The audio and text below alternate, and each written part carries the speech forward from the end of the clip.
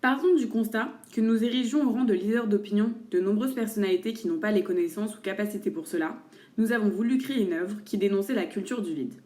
Nous avons voulu démontrer qu'une communication bien organisée pouvait, au travers d'une propagande bien menée, d'une rhétorique bien huilée, ainsi que des discours scientifiques, donner des résultats spectaculaires. Nous avons ainsi imaginé mettre en scène une campagne électorale bâtie sur le mensonge et la manipulation.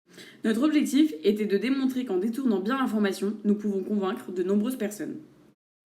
Nous nous sommes appuyés sur la rhétorique de l'Antiquité, avec les 3 registres de persuasion d'Aristote, le légos, le pathos et l'éthos, ainsi que sur la propagande pour notre représentation théâtrale.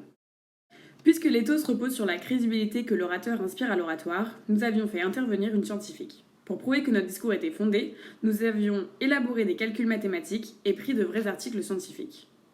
Nous avions également truqué des sondages pour gagner en crédibilité et convaincre l'auditoire. Après, nous avons utilisé le pathos pour émouvoir l'audience. Nous avons tout d'abord instauré un climat de peur avec la théorie sur la surveillance. Et nous avons fait comprendre aux citoyens que notre parti était différent. Notre priorité était le bien-être des citoyens. Et même si nous prenions de gros risques en dévoilant cette théorie, nous étions prêtes à sortir de l'ombre et aider les citoyens.